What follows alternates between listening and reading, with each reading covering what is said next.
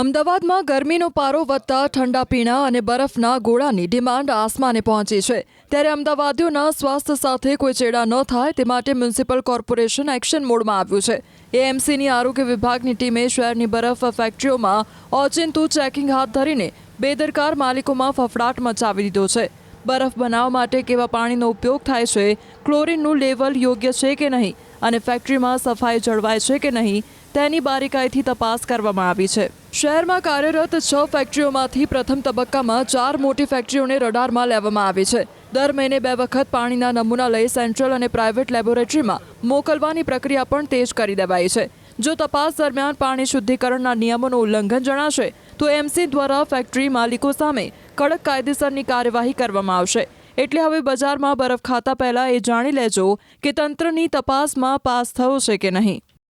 અમે edible ice બનાવીએ છીએ કે જે મ્યુનિસિપાલિટીના શુદ્ધ પાણીમાંથી બનેલો હોય છે અને એની અંદર અમે ક્લોરીન વખત અમદાવાદ મ્યુનિસિપાલિટી કોર્પોરેશનના હેલ્થ ડિપાર્ટમેન્ટના સ્ટાન્ડર્ડ પ્રમાણે એડ કરતા હોઈએ છીએ અને બાકીની અંદર 1-2 પ્રોસેસ જે અંદર એર સપ્લાય કરવાની અને હોય છે કે જેથી ક્રિસ્ટલ જેવો બરફ બને કે જે ખાવામાં ઉપયોગ કરી શકાય અથવા તો ફૂડ પ્રોડક્ટને પ્રિઝર્વ કરવા માટે બી ઉપયોગ કરી શકાય એ ટાઈપનો બરફ બનાવીએ છીએ। હા, અમે એડિબલ આઈસ બનાવીએ છીએ। અમારે લગભગ ઉનાળાની અંદર જ ડિમાન્ડ અપ હોય, બાકી ઠંડીની સિઝનમાં તો નોર્મલ બરફ ચાલતો જ હોય, ઉનાળામાં થોડી વધારે હોય। ગોળા કે બાકીને બધું બનાવતા હોય છે એ લોકો જનરલી એડિબલ આઈસ જ વાપરતા હોય છે અને જે કમર્શિયલ આઈસ છે એમાંથી ગોળો બને જ નહીં, કારણ કે બરફ એકદમ જુદા પ્રકારનો હોય, પોચો ને એવો હોય, પણ એડિબલ જે આઈસ હોય એમાંથી ગોળો ને બાકીની બધી વસ્તુઓ બને।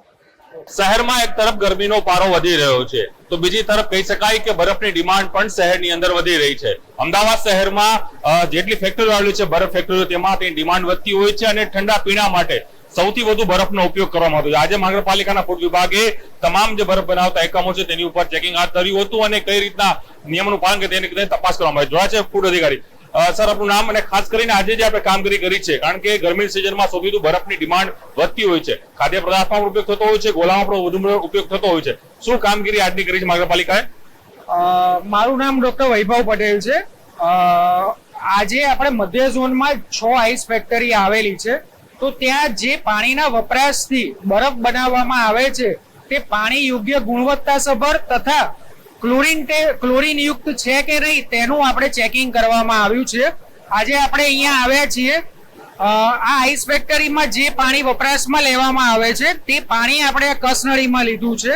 ત્યારબાદ ક્લોરીન ટેસ્ટ માટે વપરાતા ઓર્થોટોલ્યુડિન સોલ્યુશનના 2 ડ્રોપ આમાં નાખ્યા છે, જેથી આપ જોઈ શકો છો કે તેમાં આ પાણીનો કલર ચેન્જ થયો છે, જે દર્શાવે છે કે અહીંયા પાણીમાં ક્લોરીનની યોગ્ય માત્રા છે।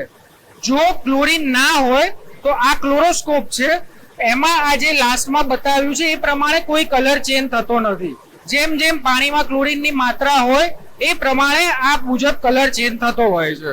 ખાસ કરીને જો વાત કરીએ તો પાણી જે બરફ હોય છે 2 જગ્યાએ ઉપયોગ થતો, કોમર્શિયલી અને જે કહી શકાય કે ગોલા માટે, લચ્છીઓ બનાવવા માટે અથવા એને ઠંડુ કરવા માટે, તો તમે એમાં શું તકેદારી ખાસ રાખવાની હોય છે અને શું લોકોએ પણ ધ્યાન રાખવાનું છે કે જે ગોલા ખાતા હોય છે તેમાં બરફ કયો છે, કારણ કે રોગચાળો સતત વધી રહ્યો છે? અમારો તો જાહેર જનતાને એક જ જણાવવાનું કે કોઈ બી ગમે તે જગ્યાએ નીચે પડેલો બરફ કે નીચે ખુલ્લામાં પડી રહેલા ઠંડા ખાણીપીણીના ચાલતા હોય છે, સ્ટ્રીટ ફૂડ લારીઓ ઉપર જે બિન આરોગ્યપ્રદ ખોરાક મળતો હોય છે તેને ખાવાનો ટાળવો જોઈએ। ક્લોરીન યુક્ત પાણીનો જ વપરાશ થાય એ મુજબ જ્યાં ધારાધોરણ મુજબ મળતું હોય ત્યાંથી જ ખાવાનો આગ્રહ રાખવો જોઈએ। પણ ખાસ કરીને અત્યારે જે ઉનાળાની સિઝનમાં સૌથી વધુ ઠંડા પીણા વધુ સિકંદીથી માંડીને તમામ વસ્તુ ઠંડા એમાં બરફનો ઉપયોગ થતો હોય છે, તો ઘણી જગ્યાએ જે કોમર્શિયલ બરફ છે જે સસ્તો હોય છે અને આ જે બરફ હોય છે તે મોંઘો હોય છે મિનરલ વોટર વાળો, તો જે સસ્તો બરફ નાખીને પણ લોકો કહે છે હાઇજેનિક કહી શકાય નથી હોતું, તો એની એવા એકમો સામે શું કાર્યવાહી? જે કોમર્શિયલ બરફ સપ્લાય કરતા એકમો છે તેનું આરોગ્ય અને ફૂડ વિભાગ દ્વારા એનું મોનિટરિંગ કરવામાં આવે છે।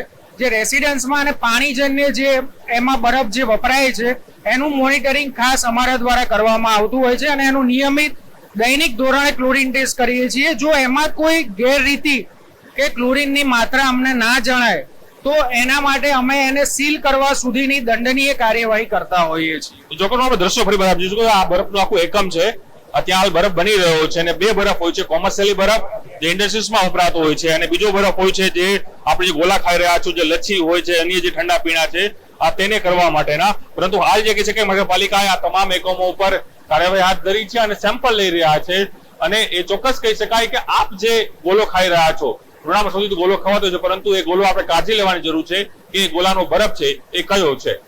પ્रणव पटेल अहवाल, न्यूज़ 18 अमदावाद।